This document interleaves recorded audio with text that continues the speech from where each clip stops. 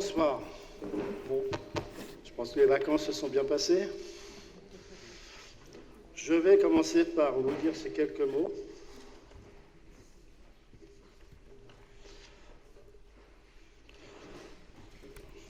Madame Anne Ponson, adjointe en charge de la vie culturelle, a démissionné du conseil municipal pour des raisons professionnelles.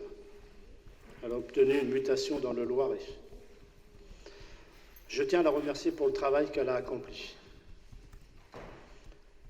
Elle s'est beaucoup impliquée dans les diverses missions qui lui ont été confiées dans le cadre de sa délégation. Les suivants de la liste, Bien Vivre et Pernon, Karima Louali et Florian Chenet, ayant donné leur démission pour des raisons professionnelles et n'étant plus sur le territoire, c'est donc la personne suivante, Madame Marie-France Durand, qui devient conseillère municipale. Donc Marie-France Durand, vous êtes immédiatement installée. Bon, je crois que Marie-France... Voilà. Bon, maintenant je vais passer par l'appel. Alors François Bellhomme, présent. Béatrice Bonvin. Présent. Jacques Bier. Présent. Armelle Théron. Présente. Denis Durand. Présent. Patricia Hebnaud. Jean-Paul Marchand. Présent. Dominique Bonnet. Présent. Jean-Joseph. Simone Bellet, absente, excusée, donne pouvoir à Madame Théron-Caplin. Guy David. Marc Baudelot. Christine Abegère. Philippe Poissonnier. Présent. Sylvie Rouzet. Éric Roinel, absent, excusé, donne pouvoir à François Bellhomme. Stéphanie Richard. Sonia Dukouroff. Emmanuel Sauter, absent, excusé, parce qu'il est de garde, donne pouvoir à Stéphanie Richard. Cécile Combeau. Marie Mortin. Oui? D'accord. Claire Carambeau, absente. Marie-France Durand. Thomas Hamelot. Dalila Dorol. Bruno Estampe. Roland Amar, absent, excusé, donne pouvoir à Monsieur Bruno Estampe.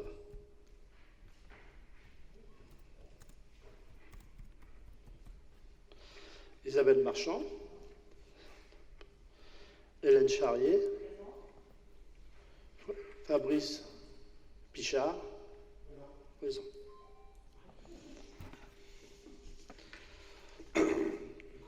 Maintenant, on va passer au secrétaire de séance. Qui veut bien être secrétaire de séance? Qu'est-ce qui se dit? Béatrice Bonvin, secrétaire de séance.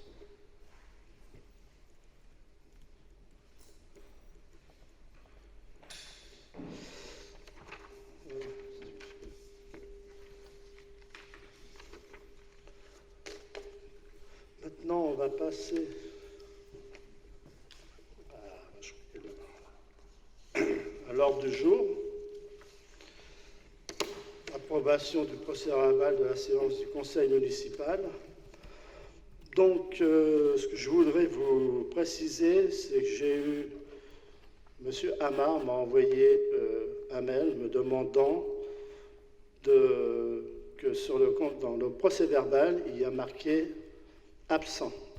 C'est-à-dire qu'il ne m'est pas excusé. Il a demandé à être excusé parce qu'il avait averti auparavant qu'il n'était pas au conseil municipal, qu'il ne serait pas là. Donc, s'agissant de la demande de M. Amar, d'être noté en tant qu'absent excusé, car il a justifié son absence. C'est vrai, j'ai les écrits, il n'y a pas de souci là-dessus. Donc, on s'est renseigné, il n'y a pas de texte et de jurisprudence qui le précise. En effet, les articles 21-21-7 et suivants du Code général des collectivités territoriales afférents au fonctionnement du conseil municipal ne l'affirment pas. La préfecture confirme bien qu'aucun texte ni jurisprudence ne le précise.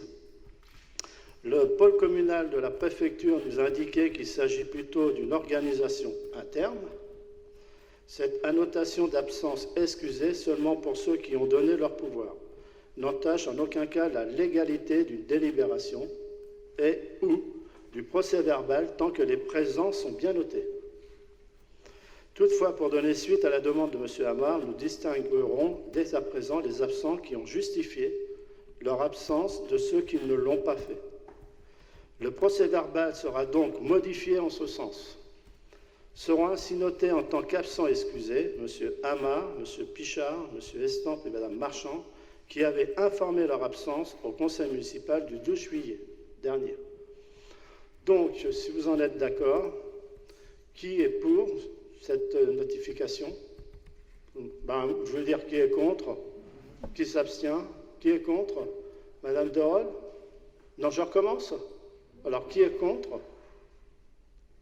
Non, nous votons bien contre parce qu'une absence est une absence. Ils avaient quand même prévenu auparavant. Oui, mais ils n'en demeurent pas. Mais ils se sont excusés. Oui, mais alors à ce compte-là, si on entre dans ce genre de détails, qu'est-ce qui fait qu'une absence est plus justifiée qu'une autre? Voilà, c'est tout. Allez, excusez. Ben oui. Donc, alors, on passe au vote. Alors, qui est contre? Madame Derol?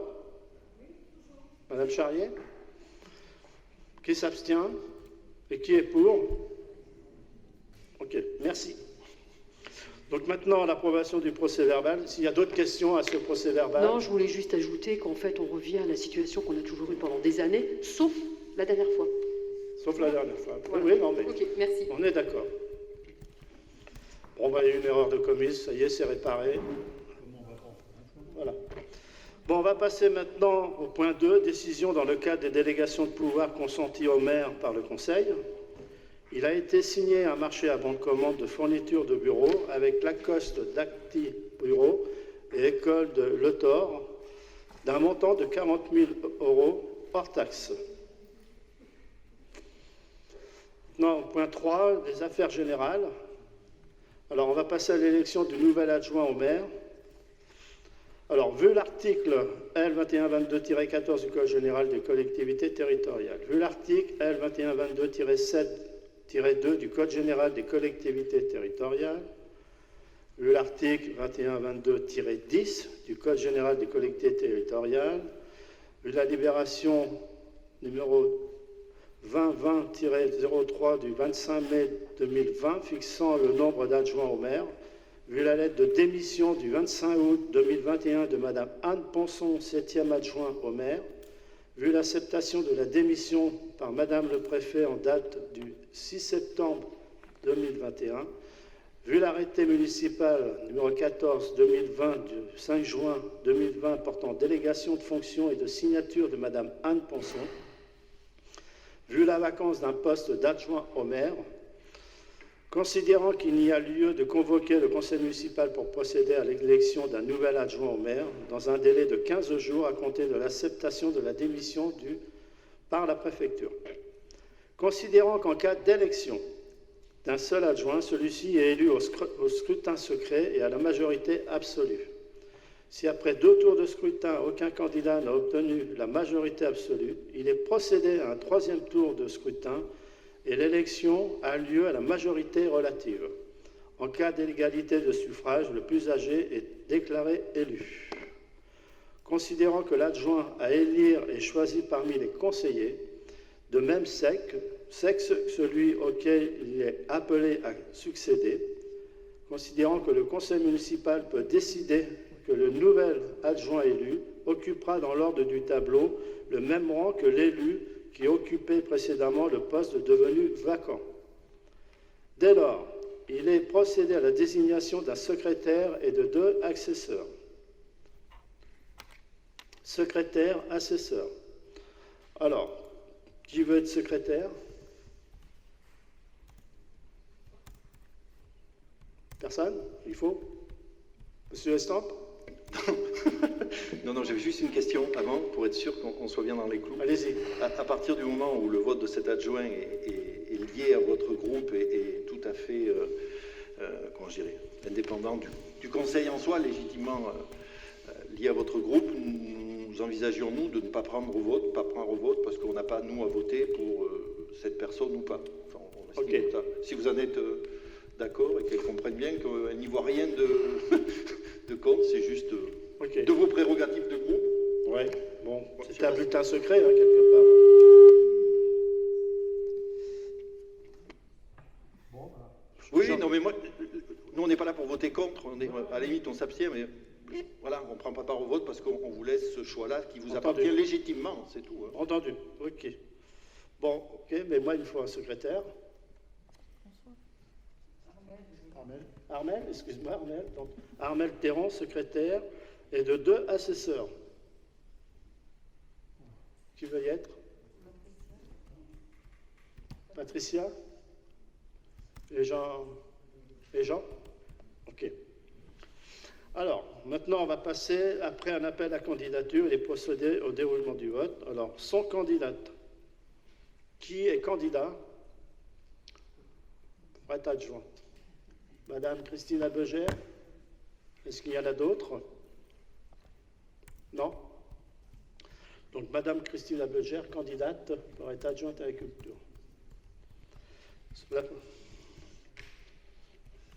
Donc, on va passer au vote.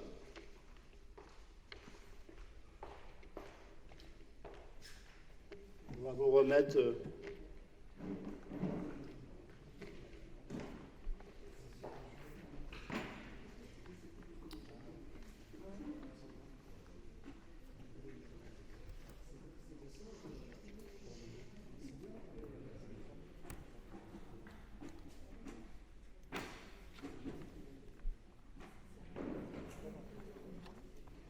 Il n'y a pas besoin d'enveloppe. Hein. Non, attends, on va t'appeler tout à l'heure.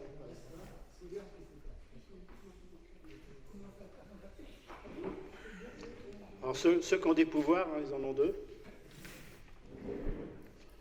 Alors, à Beugère, ça s'écrit H, A, B, E, 2G, E, R. Christine.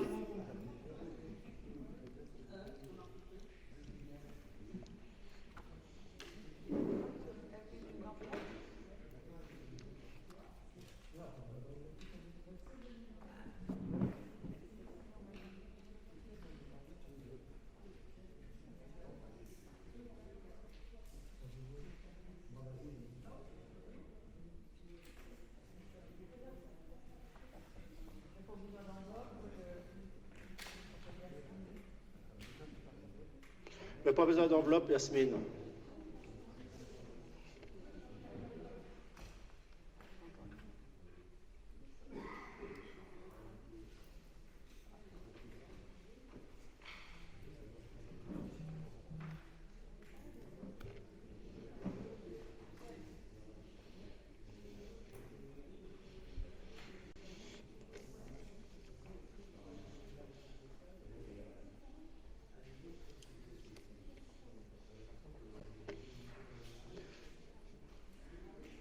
Oui, mais Yasmine, on n'est pas obligé de mettre des enveloppes. On les met directement dans l'urne. Il faut plier le papier. Voilà.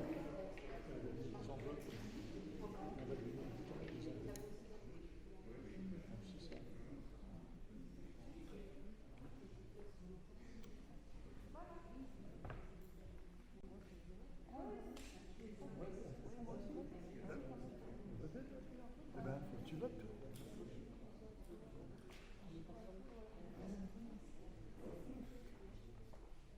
Merci.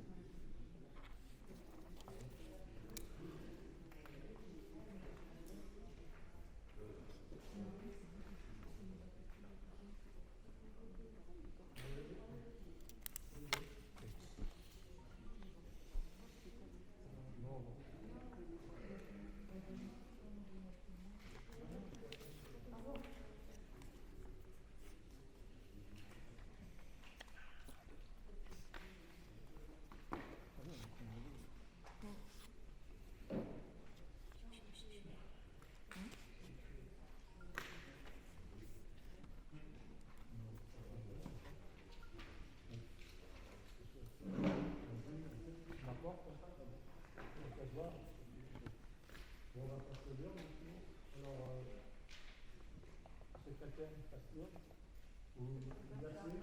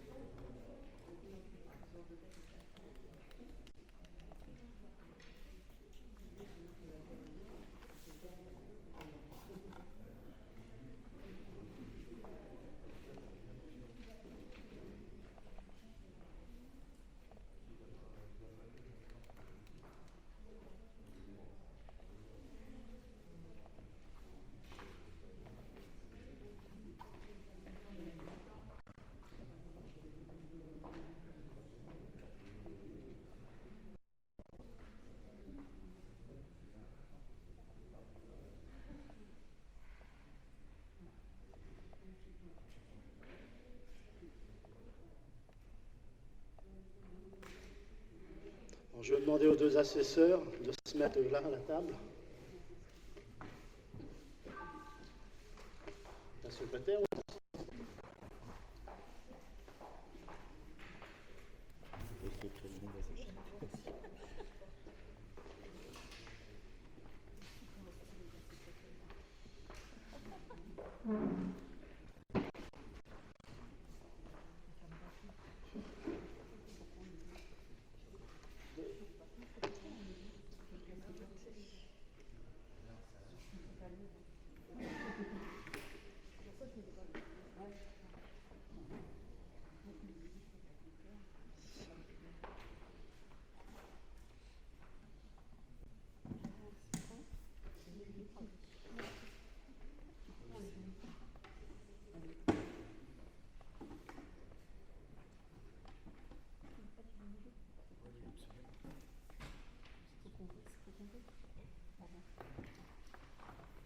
Vous voulez compter déjà?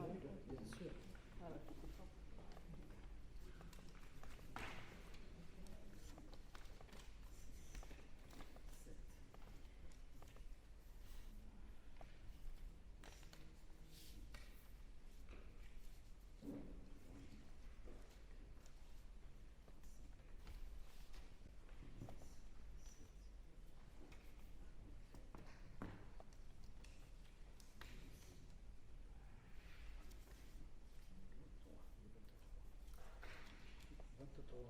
Combien? 23. 23? Alors, normalement, 1, 2, 3, 5, 23.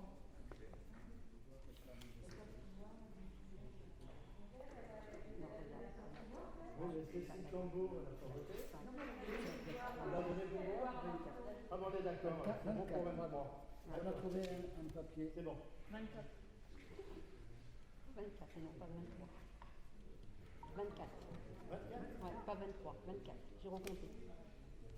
24? Combien il faut? Voilà, peut-être qu'il y en a encore. Tu écartes peut-être. Oui, c'est bon. C'est bon. C'est bon, 24.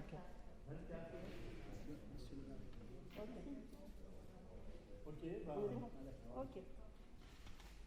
Christine Abéger.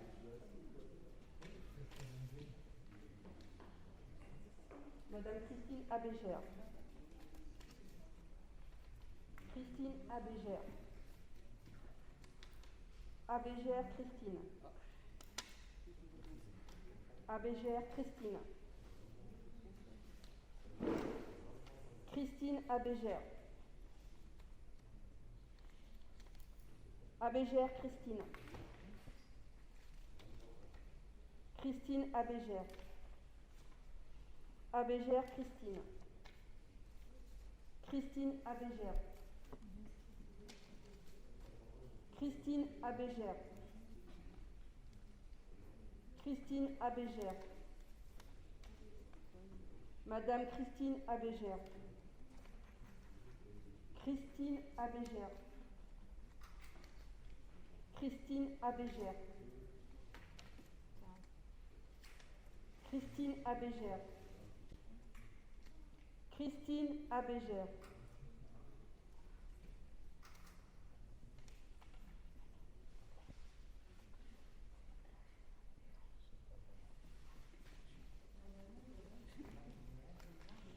Christine Abégère.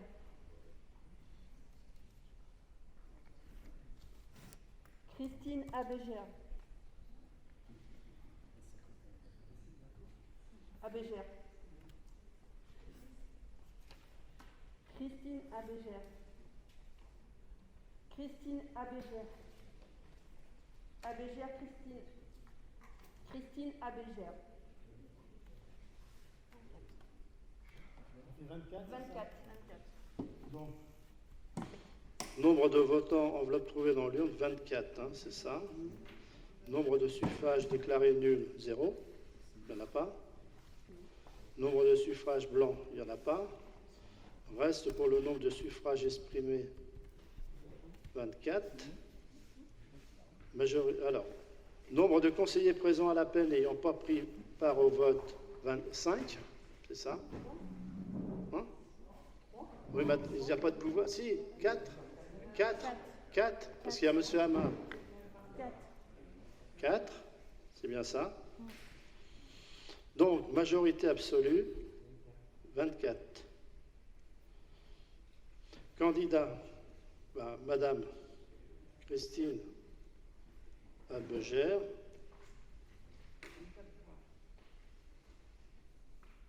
Élu, la majorité absolue, 24 voix. Alors, Madame, bravo Christine. Alors, Madame Christine Abégère a obtenu 24 des voix exprimées, soit la majorité absolue du suffrage. Sur l'exposé présenté après avoir délibéré, le conseil municipal est invité à décider que le nouvel adjoint du même sexe que celui auquel il est appelé à succéder reprendra le même rang que celui auquel il est appelé à succéder. Proclamer Madame Christine Abégère, 7e adjoint au maire, immédiatement installée dans ses fonctions. Voilà. Bravo Christine.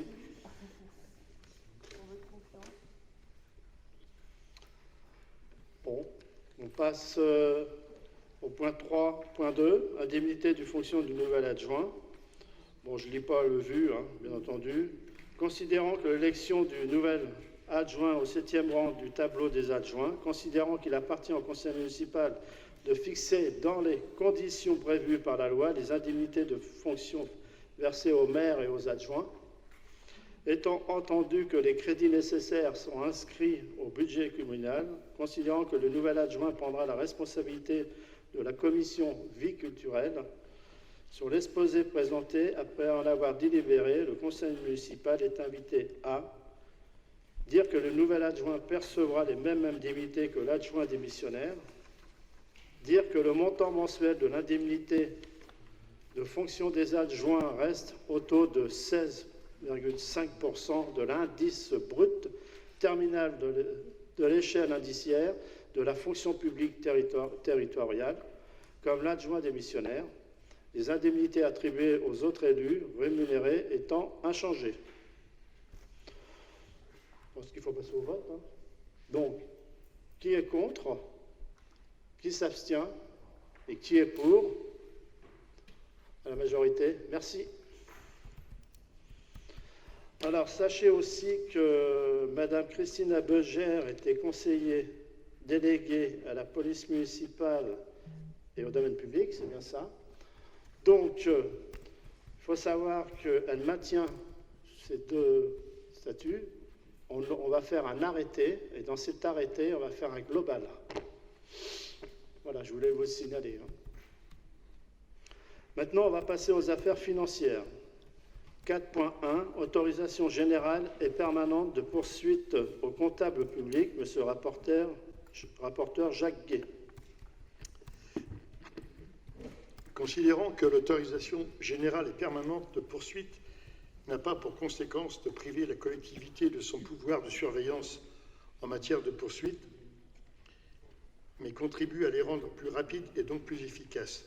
Considérant qu'une telle mesure participe à l'efficacité de l'action en recouvrement du comptable public et contribue à l'amélioration du recouvrement des produits de la collectivité, il est proposé au Conseil municipal d'accorder cette autorisation de façon permanente et générale au comptable public de la trésorerie de Maintenon pour effectuer ces démarches pour tous les budgets de la collectivité existants et à venir, sans demander systématiquement autorisation à leur donateur, et ce, afin d'accélérer le recouvrement des recettes. Sur l'exposé présenté, après en avoir délibéré, le Conseil municipal est invité à approuver le principe de l'autorisation permanente et générale de poursuite donnée au comptable public de la trésorerie de Maintenon pour l'émission des actes de poursuite au-delà de la mise en demeure et de tous les actes de poursuite qui en découlent, quelle que soit la nature de la créance ou de la ressource de la collectivité, et comme le prévoit l'article R 1617-24 du CGCT. Fixer la durée de cette autorisation jusqu'à la fin de la mandature actuelle, débutée en 2020. Autoriser le maire ou son représentant à signer tout acte afférent à cette autorisation générale et permanente de poursuite. Préciser que les échanges réguliers avec le comptable public de la trésorerie de Maintenon permettront de suivre les poursuites et les recouvrements, ainsi que les admissions en non-valeur, créances éteintes lorsqu'elles se présenteront. Alors pourquoi on présente cette autorisation générale? Sachez que le trésorier, qui était M. Pavie, n'est plus à la tête de la trésorerie. Donc c'est une autre personne qui a repris, c'est une personne de Châteaudun d'ailleurs. Donc il reprend sa place. Donc il fallait qu'on délibère ce soir. Mais comme vous avez pu vous apercevoir, il n'y a pas de nom. Donc si jamais cette personne qui reprend se retire, si on veut, c'est valable pour la nouvelle personne, quoi, en quelque sorte. Donc c'est ça. Du comptable, oui, parce qu'après, il y a même aussi, par exemple, il s'en va aussi, et si ça déménage à Maintenon comme prévu dans 1 an ou 2 ans, donc ce sera peut-être Charles qui va diriger. D'accord. On ne met pas de nom. Ok. On n'aura pas. On remet à délibérer. Voilà, c'est ça. D'accord. Ça jusqu'à la fin du mandat. Jusqu'à la fin du mandat. Donc voilà les raisons. Qui a des questions? Oui, juste une précision. En quoi cette nouvelle mesure participerait à l'efficacité de l'action? Est-ce à dire qu'avant on était totalement inefficace? Est-ce à dire qu'avant on ratait éventuellement des recours potentiels ou pas? Ça, si vous pouvez m'indiquer. Et enfin, il me semble qu'il manque quelque chose, c'est l'information au Conseil. Si on devait donner délégation, il lui appartiendrait, en relation avec vous, mais d'engager les choses plus rapidement, si je comprends bien. C'est ça. Mais quelle information est faite au Conseil en général sur les actions qui sont lancées? On avait régulièrement une demande de vote sur des recouvrements, sur des choses comme ça. C'est bien ça. Donc on avait l'information. Là, ça laisserait penser qu'on n'a plus d'informations sur les recouvrements, sur les... Ah non. Non, mais je parle du Conseil. Oui, non, mais là-dessus, pas de souci, hein, il y aura une information sur le recouvrement. Hein. Ça, c'est pas un problème. Hein. Voilà, c'est pour lui donner l'autorisation. Est-ce qu'à ce moment-là, si cette délibération est votée, on peut imaginer que cette information au Conseil puisse se faire quand une action est lancée en début de Conseil, comme les délégations, par exemple? Oui. D'accord. Et la notion d'efficacité supplémentaire? Ça, là, par contre, je ne peux pas vous répondre. Hein. Je me renseigne. On passe au vote. Qui est contre? Qui s'abstient? Et qui est pour? L'ensemble du Conseil? Merci. Bon, là, on va passer au point 5, ressources humaines. Madame Théron, création de postes permanents et modification du tableau des effectifs. Considérant les besoins en recrutement de la ville, Considérant qu'il y a lieu de créer des postes budgétaires correspondant au cadre d'emploi recherché, considérant qu'une fois les procédures de recrutement finalisées et les avancements de grade actés, il conviendra de supprimer les postes budgétaires non pourvus après avis du comité technique, considérant qu'il y a lieu de créer des postes budgétaires pour pouvoir nommer les agents de la ville au titre des avancements de grade, considérant qu'une erreur matérielle a été identifiée dans les précédentes délibérations de modification du tableau des effectifs et qu'il convient de la corriger, considérant que le poste d'un agent en disponibilité de droit est toujours considéré comme pourvu, conformément aux critères constitués par la ligne directrice de gestion et aux ratios applicables à la ville, des agents municipaux vont pouvoir bénéficier d'un avancement de grade. Un agent a obtenu l'examen professionnel d'adjoint administratif principal de 2e classe. Afin de pouvoir le nommer après inscription sur le tableau d'avancement, il convient de créer le poste budgétaire nécessaire. De plus, 2 procédures de recrutement vont être ouvertes. Électricien polyvalent, plombier polyvalent. Une précédente opération de recrutement avait été lancée afin de recruter un électricien plombier.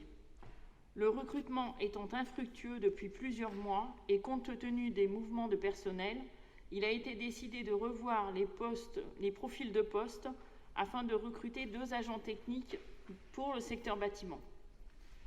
Par ailleurs, considérant le recrutement d'un responsable des équipes de régie, il est proposé d'ouvrir les postes sur les grades plus élevés. En cas de recrutement d'un agent contractuel, il a été constaté que le niveau de rémunération des grades ouverts ne correspondait pas au niveau moyen des rémunérations pour un poste avec ce niveau de qualification recherché.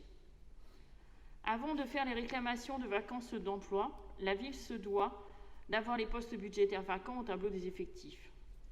Enfin, il a été constaté une erreur matérielle sur les précédentes mises à jour du tableau des effectifs.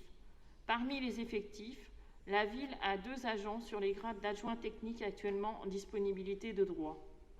Le poste budgétaire de ces agents doit être considéré comme pourvu. Il convient donc de rectifier le nombre de postes pourvus sur le grade d'adjoint technique. Je vous fais lecture aussi des différents articles, Non. Monsieur le maire. Non, maman, je ne sais pas. Hein. Vous l'avez lu?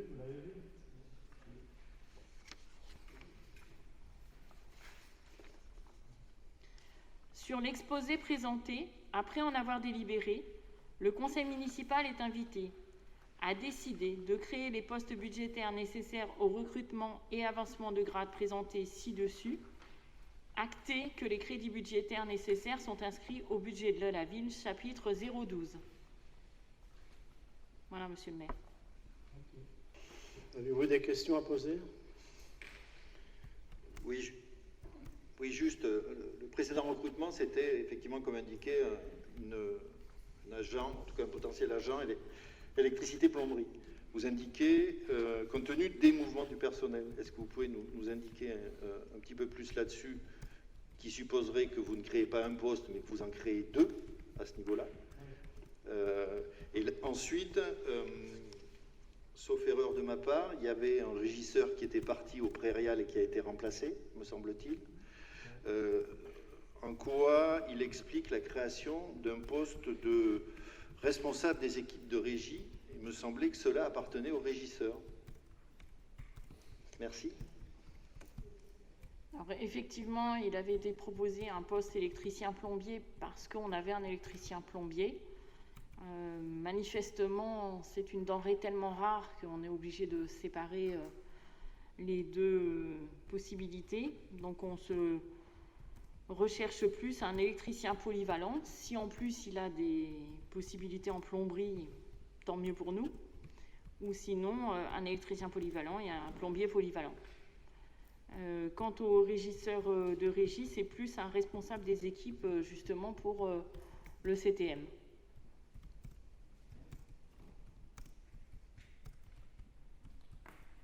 Au CTM, il y a eu le DST existant n'étant plus, passé DGS. Monsieur Laurent Poupin Il est passé justement responsable DST.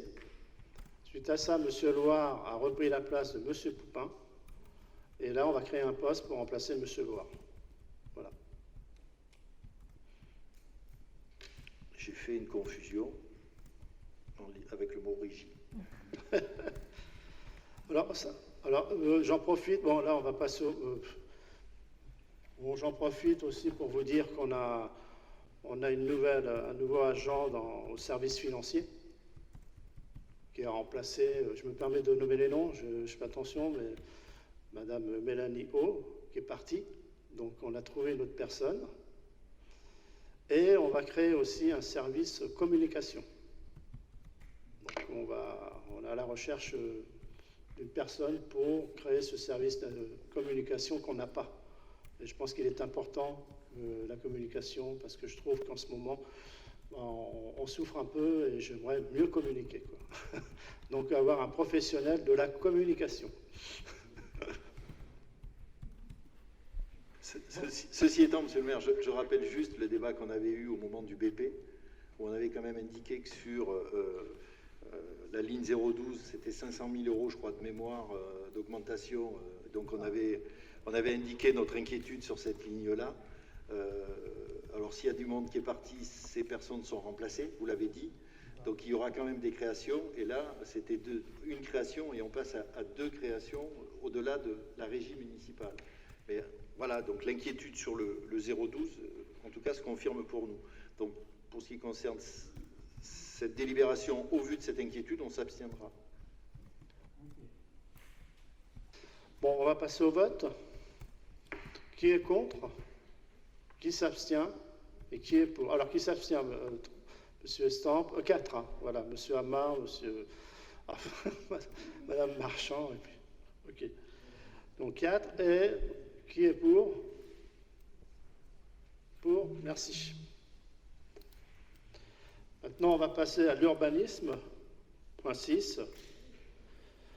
Échange de portions de trottoirs avec la communauté de communes des Porto-Aureliennes d'Île-de-France en vue de l'aménagement d'un centre administratif communautaire.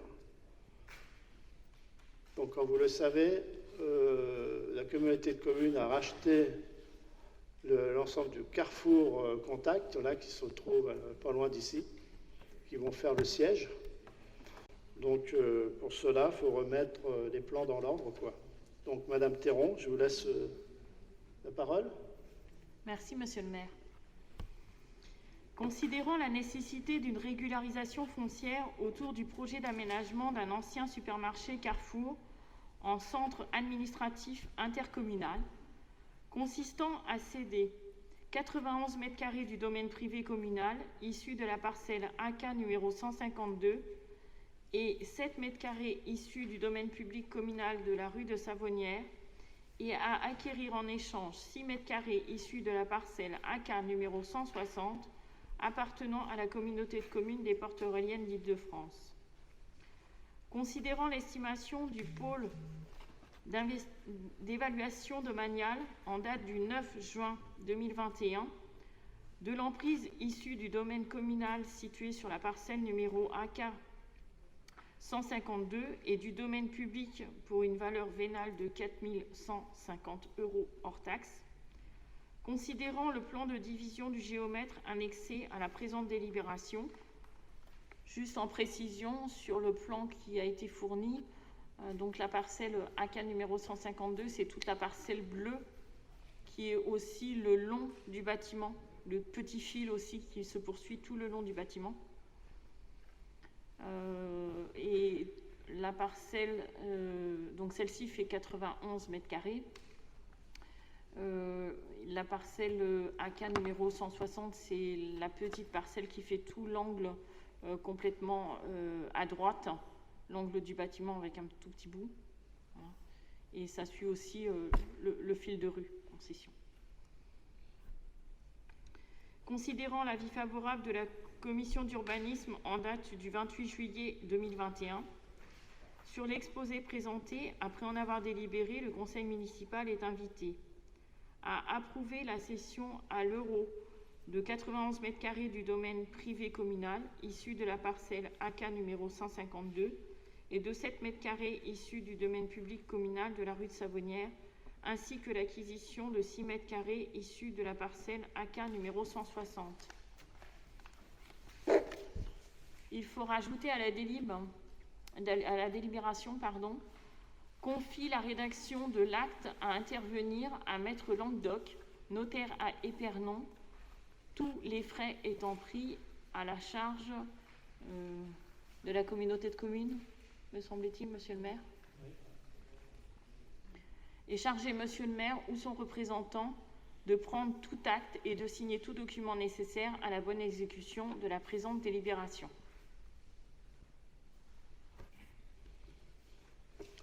Voilà, si vous avez des questions, alors comme vous pouvez voir sur le plan, hein, on voit rue des Grands Moulins, on voit tout un tracé bleu, là, vous savez, une grande ligne qui longe le bâtiment. Sachez que c'est l'isolation. Donc ça déborde sur le domaine public. Donc on est obligé de le céder. Bon, ben, c'est un réalignement du bâtiment, hein, quand on voit, il y a des petits morceaux, là. Bon, ben. Là, dans le virage, donc vous voyez ici une demi-lune, là, c'est bleu, bleu clair. Bon, ben là, c'est une décoration qu'ils vont mettre. C'est beau d'ailleurs ce qu'ils vont faire. Donc ça déborde, donc on cède. Bon, pour si peu, je pense que voilà, c'est tout remettre ceci en ordre, quoi, dans l'aliment.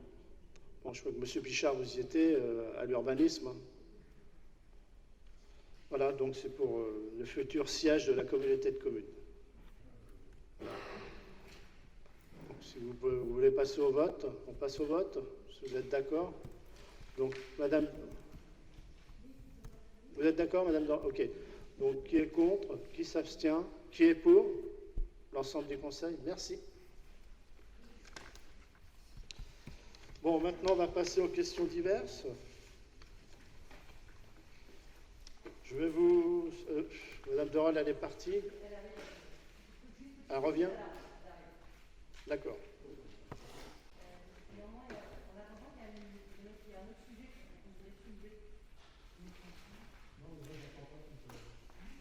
Je disais, si, en attendant que Madame Dorol revienne, il y a un autre sujet, si ça ne vous ennuie pas, que j'aurais voulu soulever. Il y a quelque temps, lorsqu'on a parlé de notre label de petite cité de caractère et qu'on a réorganisé les choses en désignant des nouveaux responsables, j'avais alerté sur le fait qu'en tant que petite cité de caractère, il me semblait vital maintenant de s'intéresser aussi et de s'investir dans ce qui s'appelle les Journées européennes du patrimoine.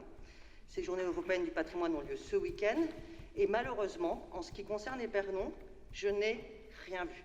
Je n'ai pas vu d'invitation à venir visiter les pressoirs. J'ai vu, il y a la Saint-Fiacre, qui est une tradition chez nous et qui est évidemment extrêmement importante et on se réjouit qu'elle puisse avoir lieu cette année. Mais en dehors de cet aspect de Saint-Fiacre, pour lequel on a parlé de la brocante et de la fête foraine, je n'ai rien vu passer sur la notion de tourisme à Épernon, de découverte du patrimoine, d'ouverture particulière des pressoirs, d'ouverture particulière de l'église, d'ouverture particulière du Conservatoire des Meules et des Pavés, de visites organisées pour tous ces gens qui viennent à Épernon à l'occasion de la Saint-Fiacre, et je m'en désole profondément. On sait qu'aujourd'hui, nous avons eu, cet été, il y a eu de très belles visites qui ont été faites de la ville, qui ont remporté un succès considérable. À cette occasion, on a pu noter que malheureusement, les conditions esthétiques et de soins de notre patrimoine n'étaient pas réunies pour qu'on soit vraiment au point pour les touristes. Mais on a vu un engouement, je l'ai constaté de moi-même, hein, j'ai même ouvert ma porte pour que les gens viennent ce jour-là, pour que les gens découvrent plus avant les remparts. Et Dieu sait que les gens sont heureux, que ce soit quand on les amène à la Diane, dans les carrières, que ce soit dans les petites rues, que ce soit dans le centre-ville. Il y a vraiment un engouement qui est très impressionnant. Et là, je trouve qu'on passe complètement à côté de notre sujet. Et c'est vraiment dommage parce qu'il y a tout ce qu'il faut pour vraiment enrichir l'image de notre ville. Vous parliez de communication tout à l'heure. Et là, cette année, on passe à côté une fois de plus. Ben, oui, non, mais là-dessus, je vous entends, Madame Charrier. Bon, il est un fait avec... C'est pas une excuse, vous allez me dire, hein, c'est un fait. Mais avec le Covid, voilà, il y a eu beaucoup de choses qu'on a... Bon, des histoires de passe sanitaire, c'est compliqué, hein, sachez-le. Bon, là, je pense... On va être... L'année prochaine, c'est sûr qu'on va le faire, ça c'est certain. Mais là, cette année, je pense qu'il y a un essoufflement de tous les bénévoles, de tous les élus. Vous allez me dire, c'est pas une excuse. Je veux bien l'entendre. Mais voilà, c'est... Vous voyez, la Saint-Fiacre, parlons de la Saint-Fiacre. On avait plein d'animations. Franchement, il y avait tout ce qu'il fallait pour que cette Saint-Fiacre puisse être réussie. Elle va être réussie n'importe comment. J'étais obligé d'enlever le maximum parce qu'il fallait des passes sanitaires, il fallait tout fermer, il fallait tout clôturer. Ça devenait impossible à gérer. Impossible à gérer. Donc le vide-grenier, je l'ai maintenu. Pourquoi? Parce qu'il n'y a pas besoin de passe sanitaire. Voilà. Donc, mais bon, je reconnais aussi qu'on a eu 2 personnes, une association qui a fait la découverte de notre commune. Je les ai vus au forum, je les ai félicités, parce que vraiment, ils ont fait découvrir la commune d'Épernon, effectivement. Maintenant, les pressoirs, si j'ai une personne pour accueillir les personnes au pressoir, pourquoi pas, hein. Moi, je suis prêt à les ouvrir, c'est pas un problème, hein. Alors, je faisais cette remarque, elle est globale, mais justement, je vais rebondir sur ce que vous disiez à propos du Covid. Justement, on fait le constat que... Alors, organiser des visites comme elles ont été faites cet été, par exemple, rentrer dans l'église, etc., ne pose pas de problème en termes de passe sanitaire à partir du moment où on n'a pas trop de monde, c'est ce qui est parfaitement gérable. Et les visites en extérieur ne posent pas de problème. Donc c'est indépendant de la question du passe sanitaire, c'est vraiment une question de volonté de le faire ou pas. Par ailleurs, moi, ce que j'ai pu constater dans ces visites, c'est que les gens sont particulièrement heureux de pouvoir, dans le cadre de ce genre d'événement, où en fait ils se sentent en sécurité, parce que justement il n'y a pas des masses trop importantes, parce qu'on bouge, parce que c'est pas statique, parce qu'on va découvrir... Et chez nous, on a la chance de pouvoir découvrir à la fois la ville et un environnement quasi forestier. Donc les gens sont particulièrement heureux de pouvoir évoluer dans cet univers dans lequel ils se sentent bien, plutôt que d'être regroupés. On aurait parfaitement pu gérer les 2 choses. Et franchement, le bonheur et la surprise qu'on a vue, enfin que moi j'ai vu dans la tête, j'étais avec un groupe de 70 personnes, ce qui n'est pas tout à fait anodin, avec des gens qui venaient d'endroits très différents, et vraiment, enfin, fait chaud au cœur, et en dit long sur le fait que les gens actuellement se retrouvent justement dans cette découverte et de ces rencontres qu'elles permettent, et avec un sentiment de sécurité dont on a tous besoin. Donc quand on a le bonheur, l'apprentissage de notre culture, de notre histoire, et le sentiment de sécurité plus la nature, c'est royal, c'est dommage de s'en priver. Voilà. Par ailleurs, malheureusement, enfin, ou heureusement, je suis bien concernée, je sais bien comment fonctionnent les problèmes de sécurité dans le contexte. C'est aussi une question de volonté politique de dire on assume. Le système est compliqué actuellement, mais il faut assumer un certain nombre de choses. Et quand on s'appelle petite cité de caractère, moi, ça me gêne profondément les journées du patrimoine, on n'en parle pas dans une ville comme Épernon. Bah, partout, là, j'ai pas vu. On n'entend pas trop parler d'ailleurs, hein. Je peux vous dire que nous, à Poigny-la-Forêt, vous savez, Madame Charrier, j'en ai 2 ce week-end. Hein. Non, mais vous me parlez de ça ce soir, mais vous êtes une élue. Vous auriez pu, je sais pas, 15 jours ou 3 semaines avant, venir me voir, et puis on aurait pu en discuter ensemble, et puis voilà. J'entends vous voyez ce que je veux dire? J'entends tout à fait, c'est pas ce soir qu'il faut réagir, c'était bien avant. J'entends tout à fait, on en a parlé il y a plusieurs mois. Par ailleurs, en ce qui me concerne, vous savez très bien que moi, j'assume non seulement à titre bénévole les journées du patrimoine des Moulineaux, et par ailleurs, j'ai accepté cette année d'intervenir sur un autre site, comme quoi les journées du patrimoine font, il y en a beaucoup en France, sur un autre site d'Eure-et-Loire cette fois, à Loigny-la-Bataille. Donc voilà, sinon ce sera avec plaisir que je le ferai pour ma propre Sachez ville. que le week-end, il y a le conservatoire des meules et pavés qui font des visites du pressoir et tout ça, hein. C'est ouvert, hein. Ne vous inquiétez pas. Non, mais c'est juste, voilà, je voulais ouvert, juste sensibiliser au fait qu'il est temps dans notre ville, on a pris un engagement, si on veut travailler notre patrimoine, si on veut travailler notre urbanisme en tenant compte de toute cette richesse patrimoniale, on veut mettre en valeur les choses, il faut le faire. Et pourquoi je veux créer un service communication, Madame Charrier? Non, mais pourquoi? C'est très bien, c'est une excellente idée. C'est pour cette raison-là aussi. On est d'accord, c'est une excellente idée. Mais voilà, je me permets dans le contexte de manifester ce regret profond, tout en sachant qu'évidemment, on n'a jamais fini de progresser dans la vie les uns et les autres. Donc il n'y a aucun problème, mais voilà, j'aimerais que ce soit la dernière année où ça se passe comme ça. Merci. Excusez-moi, je dois vous quitter, c'est une urgence. Merci. Ok. Bon, ben, Madame de Roll s'en va. Je me permets, Madame de Roll, de vous parler en votre nom, car vous m'avez laissé justement un mail concernant Ce qui m'attriste un peu d'ailleurs, c'est l'invasion des rats. Alors l'invasion des rats, ouais, ça m'a fait peur quand même, hein. Donc ça, je le découvre à travers des réseaux Facebook. Alors ça me met en rogne. Ça me met en rogne parce que j'aurais préféré que cette personne qui l'a mis sur Facebook, c'est qu'elle vienne me voir. Parce qu'on a un contrat avec une société Happy Vue. Elle est intervenue vendredi. Bon, maintenant, je me suis imaginé à un moment des gens qui vont l'acheter sur Épernon, d'accord, qui regardent. Tiens, c'est pas mal Épernon. Puis on voit sur Facebook, invasion des rats. Moi, j'ai dit bravo. Vous me parlez de petites cités de caractère? Ben, moi, je regrette. Parce qu'on n'est pas si invasé. Sachez une chose, des rats, il y en a partout. Moi, chez moi, j'en ai eu. Ça y est, j'en ai plus. Parce qu'il y a ce qu'il faut pour les éradiquer, c'est cool de le dire. Donc, c'est vrai, il y en a. Je reconnais. Et d'ailleurs, on vit tous avec, malheureusement, dans Paris, vous savez bien comment ça se passe, hein, des rats. Donc, moi, ce que je déplore, en tant que maire, je défends ma ville, mais ce genre de propos, l'invasion, franchement, c'est désolant. Mais je comprends, Madame de Rolle, de la poser. Elle n'est pas là, je m'excuse, hein, mais d'avoir posé la question. Pardon, je pense que le terme, voilà, je pense qu'il ne faut pas que vous arrêtiez au terme parce qu'il n'y a pas de... Il y a juste un constat. Alors, effectivement, il se trouve que, habitant de moi, enfin, en ce qui me concerne, je connais un peu le problème dans le quartier, même si je découvre qu'il progresse il a progressé très vite cet été, mais on sait bien que dans la vieille ville, alors je connais moins la question du reste de la ville, mais dans la vieille ville, il y a un vrai problème qui est lié notamment probablement dans le fait que tout d'un coup ils se mettent à proliférer au-delà de la normale. Il y a la chaleur, il y a l'été, mais en plus il y a le problème des points collecte d'ordures qui débordent sans arrêt. Et moi je sais pertinemment rue Normande où ils passent les rats, j'en ai eu jusque chez moi, hein, avec les dégâts qui vont avec. Alors j'ai fait comme vous, hein, j'ai réussi à m'en débarrasser, mais néanmoins ils passent toujours au point de collecte d'ordures qui est en haut rue Normande. Il y a une dame qui se plaint, parce qu'il y a une dame, effectivement, qui a été un peu virulente, mais qui avait dit d'ailleurs qu'elle se rendrait à la mairie, puisque c'est ce qui lui a été conseillé, ce qui est tout à fait logique.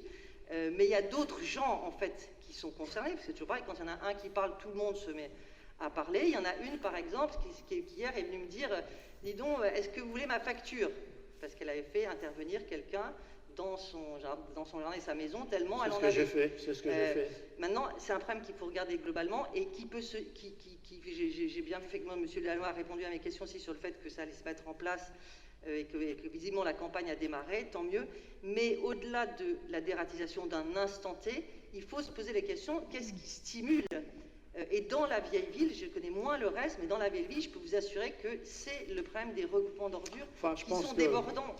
Au bout de 48 heures, vous allez en haut de la ruelle de la rue du Château ou en haut de la rue Normande, ou celui qui est à côté du presbytère, au bout de 48 heures après le passage de la benne à ordures, mais ça déborde, parce qu'on est trop concentré en population pour une trop petite surface. Ouais. Donc c'est quelque chose qu'il faut travailler voilà, aussi, à la fois en nettoyage, en dératisation immédiate, ça c'est parfait, mais aussi sur le fond, sur comment on fait pour limiter cette prolifération, parce que ça fait des dégâts extrêmement vite, les rats chez les gens. Oui, mais je comprends que les gens paniquent, hein, quand on a des enfants. Moi, ils sont rentrés chez moi, donc j'imagine qu'une dame qui a des enfants qui en voit 2 par jour dans son jardin, elle s'inquiète, c'est normal. Et d'autres, et surtout quand d'autres ont connu la même chose. Enfin, les rats, je vais vous dire, hein, moi, c'est un problème, hein. Je vais vous dire, les rats, bon, j'en ai eu pas mal. Je les vois pas le jour, hein, c'est la nuit. Hein. C'est la nuit qu'ils sortent. Hein. Parce que le jour, avec l'être humain, ne sortent pas. Donc, je vais vous le dire. Hein. Enfin bon. J'ai une question, Monsieur Bellhomme, sur ce sujet à poser. Est-ce qu'on, quand les sociétés interviennent, elles interviennent sur quel périmètre, à quelle fréquence? Parce que c'était effectivement une question que je devais poser depuis longtemps. Parce qu'indépendamment du centre-ville, il y a aussi, vous le savez sûrement, hein, toute la partie où il y a la rivière et tout ça, c'est récurrent. Et juste, je trouve que ce serait bien qu'on sache quand ils interviennent, sur quel périmètre. Parce que peut-être, nous, on peut faire aussi, en tant que particulier, des actions en même temps. Et en fait, je ne savais pas.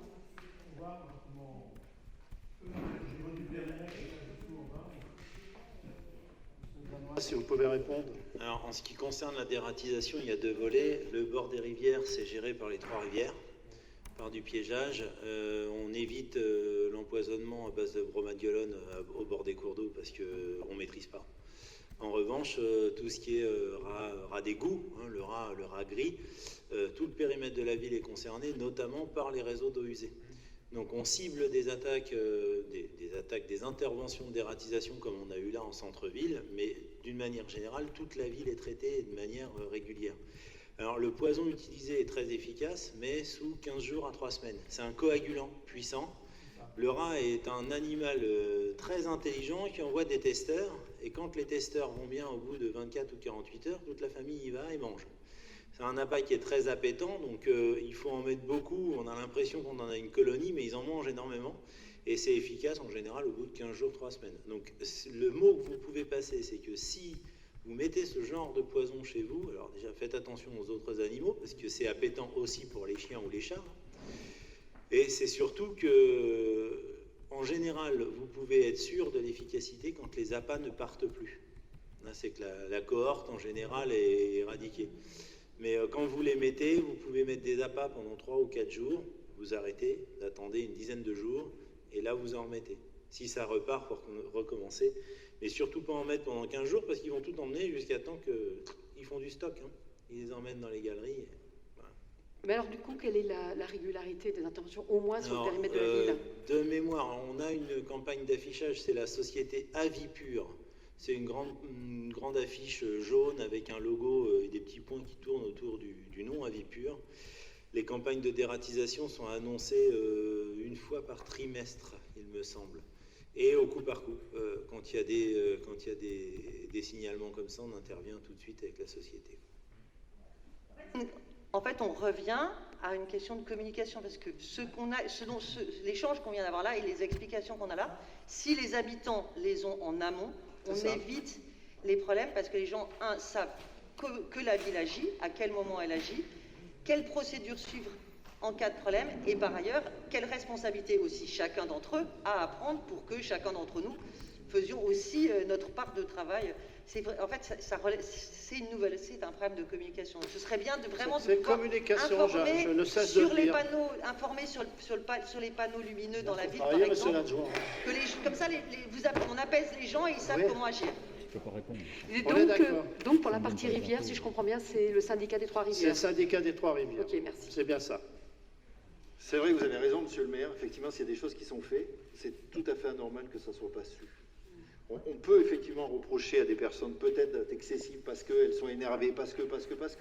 Mais en tout cas, il y a un fond de vérité. Mais ce qui est dramatique, c'est qu'il y a des moyens, il y a des actions, et on ne le sait pas. Et on ne le sait pas. Et donc, ça pose un réel problème. Et je suis absolument d'accord avec vous sur cette question-là. Et là, je veux mettre le paquet sur la communication, justement. Donc ça vous avez raison. Et après, ça pose peut-être la question, mais ça reste à réfléchir, la question de l'interaction entre la population et la mairie. Peut-être qu'il faut débattre là-dessus. Est-ce que les moyens aujourd'hui qui sont mis en place sont suffisants? Est-ce qu'il y a peut-être à réfléchir à mettre un numéro qui permettrait aux gens de pouvoir déposer leurs messages, déposer leurs demandes, déposer leurs questions, et puis surtout, qu'il y ait une réponse qui soit faite derrière. Parce que honnêtement, on peut aussi croiser des gens qui disent « j'ai interpellé, j'ai pas eu de réponse ». Ça arrive aussi. Donc c'est peut-être là-dessus qu'il faut réagir. Mais savoir qu'il y a quelque chose qui est fait et que les gens, et que nous ne soyons pas, nous y compris au courant, ça interroge. Ok. Monsieur le maire, je rapporte une petite précision.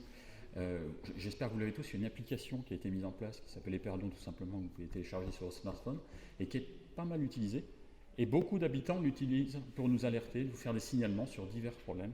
Et ils ont une réponse dans le cadre de ce signalement. Je ne pense pas que tout le monde ait Facebook. Il y a des gens qui n'ont pas Internet, qui n'ont pas Facebook.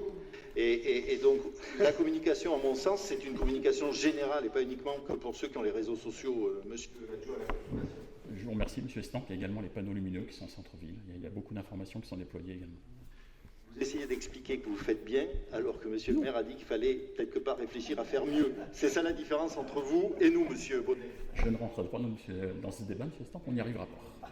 Merci. Ok. Communiquons. D'accord. Et à l'information.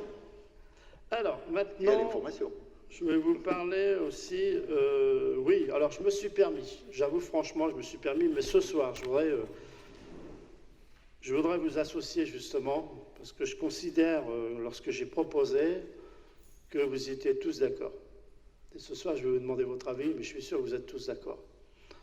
Ça y est, il y a eu une vaccination ici, à Épernon, depuis le mois de mars l'année dernière.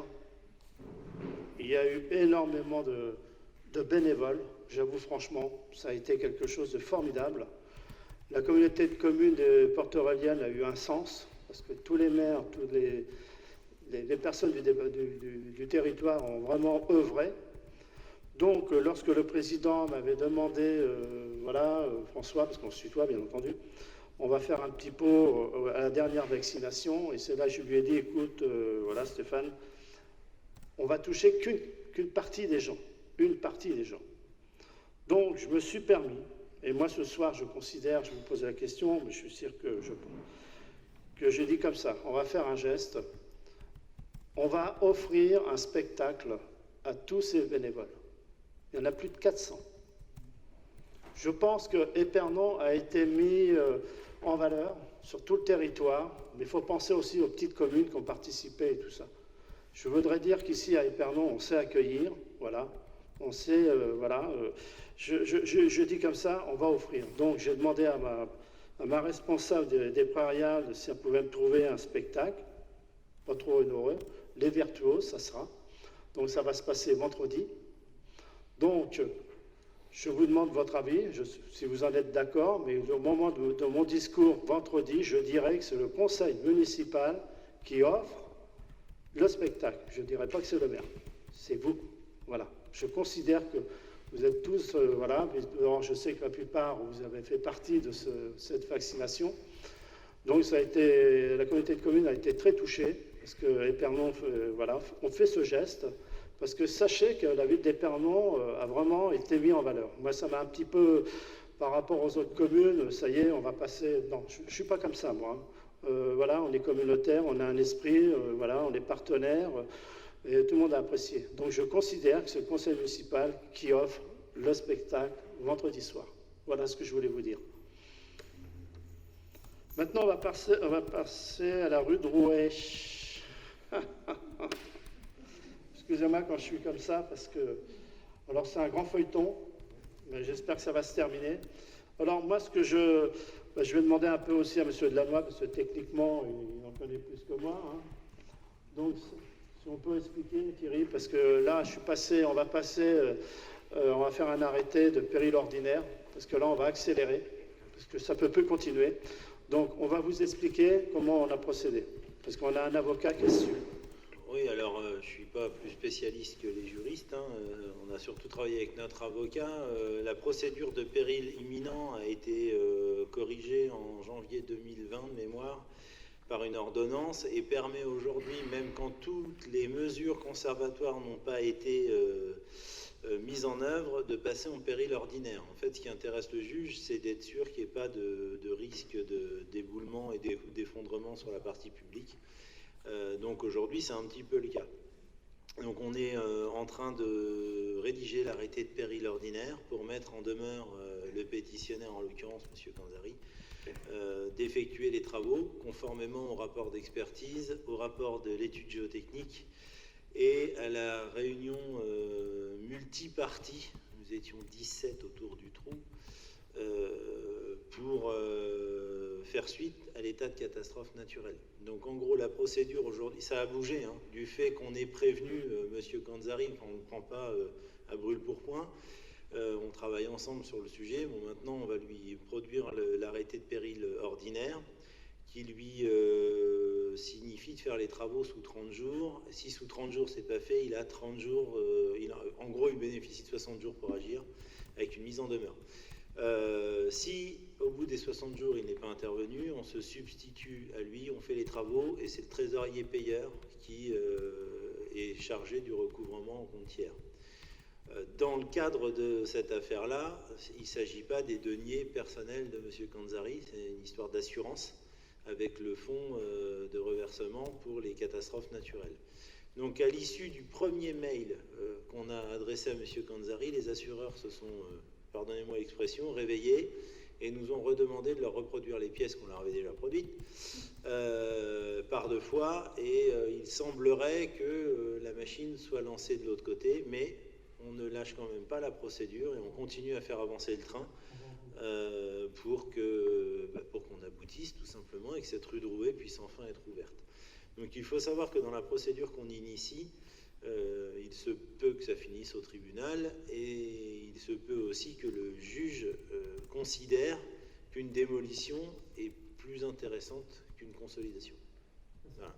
Donc je sais que M. Canzari se bat comme un diable avec ses assurances, son avocate, que j'ai eu au téléphone. J'ai échangé un petit peu avec elle et c'est, si on peut dire ça comme ça, il y a quand même de la bonne foi de ce côté-là parce que les assurances semblent un petit peu engluées dans la procédure. Donc on va les aider à sortir de la colle. Et quels moyens on a de... Parce qu'on n'est pas sur une maison anodine, tant sur le plan esthétique, surtout que quand on voit ce qu'on arrive à construire dans nos villes, c'est quand même inquiétant dès qu'on démolit quelque chose, que sur le plan historique, puisqu'on est quand même sur la maison de Michel Chasles, qui n'est pas tout à fait un personnage anodin. Ouais, mais je suis d'accord, Madame Charrier, mais bon, il y a un moment, faut que ça bouge. Hein. Je reconnais ce que vous dites, mais voilà quoi. Ça peut pas durer. Et alors, dans le pire des cas, non, mais bien sûr, bien sûr. On consolide la maison, je suis d'accord, mais maintenant elle-même, est-ce qu'elle a les capacités de... Il y a ça aussi, il faut faire attention. Il y a toutes les questions à se poser, mais dans le cas où on serait, ce que je souhaite évidemment pas, parce que on reconstruira jamais comme nos anciens ont reconstruit. Ça, mais dans le cas où dans le pire des cas où cette maison ne pourrait pas faire être autre chose que démolie, est-ce qu'on peut s'engager, nous, Ville d'Épernon, à assurer, comme ça a été fait dans des tas d'autres villes, à reconstruire à l'identique d'ici toute...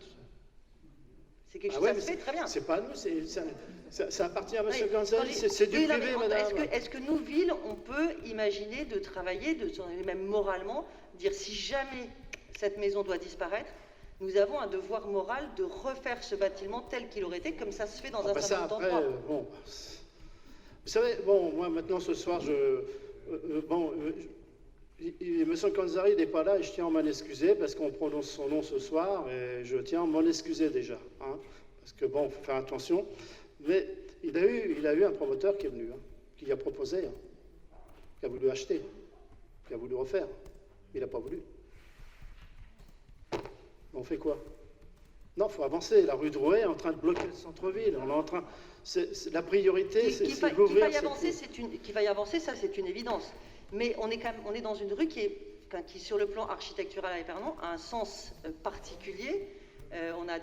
Oui, non, mais rien ne dit que s'il y a une démolition et une construction, on peut refaire à l'identique, hein, tout est possible. Donc on a un devoir moral vis-à-vis de cette rue, indépendamment des deux. On n'en est pas là encore, on n'en est pas là, d'accord? Moi, mon souhait, c'est pas le démolir, loin de là, ok? C'est d'ouvrir cette rue, voilà. Il faut absolument qu'on y arrive. Il n'y a aucun problème sur le fait qu'il faille ouvrir cette rue pour nos commerçants, c'est une catastrophe. Pour l'art de vivre, c'est une catastrophe. On sait bien. Mais voilà, on est face à une situation difficile. Elle a plusieurs niveaux de réflexion. Il est bon d'anticiper tous les niveaux de réflexion, puisque dans le pire des cas, on sache au départ, en amont, qu'est-ce qu'on a envie de faire et quel est le devoir moral, esthétique que nous nous imposons de fait et que nous travaillerons avec le propriétaire le jour où ce sera nécessaire. Si oui, mais ça, c'est du privé, tout ça. Hein. Attention, oui, c'est du privé. D'échange. On peut c'est un travail. Oui, mais on est dans une AVAP, hein. Il y a des choses à respecter, on est bien d'accord. Oui, mais voilà, j'aimerais que pour une fois, on mette la barre. Sur le respect de cette zone qui est, parce que c'est une zone qui a un impact dans l'âme d'Épernon qui est très particulièrement important. On en est conscient, Madame Char, mais on le sait, ça. On en est conscient. En ce moment, c'est un danger. Voilà. Ok, bon voilà, on a voulu vous informer où on en est, mais je suis bien décidé à aller jusqu'au bout. Hein. Ça, je piétine et je commence à en avoir marre. Madame Char. J'ai juste deux questions.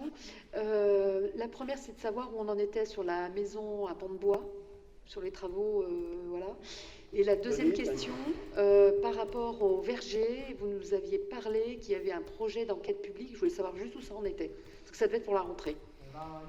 Alors sur les vergers, effectivement, le dossier la DDT, normalement à la fin septembre, il va nous être remis. Si tout va bien, il y aura une enquête publique après. Voilà. Je ne vous cache rien, c'est ça. Ok. Fin septembre, normalement, le dossier, si tout va bien, une enquête publique sera faite. Maintenant, la maison en pan de bois, je crois que je n'ai pas eu trop... Le grignotage, pour l'instant, n'est pas encore tout à fait fait. Donc pour la maison à pan de bois, on attend le rapport de l'archéologue sur l'étude dendrochrono et archéologique de tous les pans de bois, de tous les assemblages, pour continuer la mission de conservation avec l'architecte.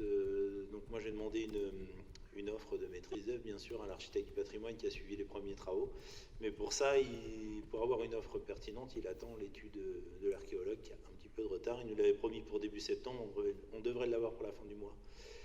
Et puis l'idée, c'est de poursuivre. Et ce qui avait l'air de ressortir de la dernière réunion sur place, c'était de remettre à jour ce colombage et cet assemblage. Mais il y a quand même beaucoup de désordre, quoi. Donc ce qu'il faut savoir, c'est que dans le cadre des travaux de piochement, on s'est vite aperçu que rien ne tenait. En fait, c'est tout l'enduit ciment qui tenait le bâtiment. Donc vu qu'on l'a pioché, il était urgent d'agir. Donc en parallèle, à l'intérieur du bâtiment, il y a tout un travail de charpente qui a été fait, de moisage, ce qui fait que si jamais la façade venait à s'écrouler sur elle-même, le bâtiment est tenu. Mais avant de poursuivre ça, ça va être un travail vraiment intéressant et pour le coup... de charpentiers compagnons, parce qu'on va travailler des vieux bois et les assemblages ça va vraiment être un chantier sur lequel il va falloir communiquer, parce que d'un point de vue technique, c'est très, très intéressant. Ça sera 2022, pas avant, parce qu'il va falloir remonter les dossiers. Alors, indépendamment de la technique, il y a tout le côté administratif, dossier de subvention DRAC, et on recommence, quoi. Et si on peut travailler avec les écoles, au moment où ce bâtiment va être fait, si on peut travailler avec les écoles pour leur faire découvrir tout ce génie de nos anciens et des contemporains et des artisans contemporains, ça pourrait faire des beaux sujets pour nos enfants. Là, le problème, c'est que ça sort du cadre de nos compétences. Communiquer avec les écoles, oui, avec les CFA, avec tout ce que vous voulez. Mais dans le cadre de la consultation, on va demander des entreprises habilitées et j'espère pas, je suis sûr, on aura des compagnons du devoir là-dessus. Ah oui, bien sûr. Et les compagnons du devoir ont une telle âme de transmission que, croyez-moi, ça va servir de cas d'école. C'est une chance, en fait, on peut dire que c'est une chance pour les enfants des Vernons. Et Dieu sait si on sait que quand on leur transmet des belles choses et des beaux savoir-faire, ça les marque, peu importe ce qu'ils vont faire dans leur vie, ça les marque définitivement et ça les tire vers le haut dans leur vie. Donc il faut en profiter. Marchand, vous avez une question à poser? C'était juste parce que, effectivement, je pense que ça va être quelque chose d'intéressant et c'est super de pouvoir le partager déjà, qu'on le sache, nous. On va le faire. Merci. On va le faire. Ça, maintenant, j'ai autre chose. Sachez que le 25 août, il y a eu une vaccination éphémère à Hyper-U. Ça a représenté plus de 280 personnes. C'est la première dose, première vaccination. Maintenant, il y a la deuxième qui arrive. Et la deuxième, on nous a appelés et on nous a demandé si la deuxième pouvait se faire ici à Épernon. Donc, il faut savoir que c'est un camping-car de l'hôpital de Dreux qui ont les doses. Ils se déplacent. Donc le 18, donc là, fin de semaine, samedi. Alors les horaires, je ne sais plus combien que c'est, je ne sais plus si c'est 11 heures, je ne sais plus, enfin. Ils vont venir ici à la Savonnière pour faire la deuxième dose. Mais aussi peut-être les premières doses. Donc quand ils m'ont demandé, moi ma priorité, c'est la vaccination à tout va. Je n'ai pas voulu dire non, parce que faut continuer, faut que les gens se fassent vacciner au maximum. Donc il me faudra à peu près, ils nous demandent 5 bénévoles. Voilà, c'est tout. Ceux qui sont intéressés, vous appelez le secrétaire de mairie et vous vous inscrivez. Jean? Et ils n'ont pas trouvé de médecin, donc je suis chargé d'être le seul médecin ici. Oui, c'est moi qui assure c'est toi qui l'assure. La médicale, voilà. Tu es tout seul? Tu seras tout seul? Je suis tout seul, comme médecin, oui. On a 500 doses à peu près. Combien? 500 doses. 500 doses. Et ça se passe entre 11h et 17h. Voilà. Si vous avez quelqu'un à vacciner. Voilà. Donc s'il y en a qui veulent me donner un coup de main, vous me dites. Ça va toucher aussi les collégiens, il me semble. Si vous avez des questions à poser, allez-y. C'est bon? Prochain conseil. Alors, le prochain conseil. Le prochain conseil, c'est le... En octobre, c'est le 11. Le 11 octobre.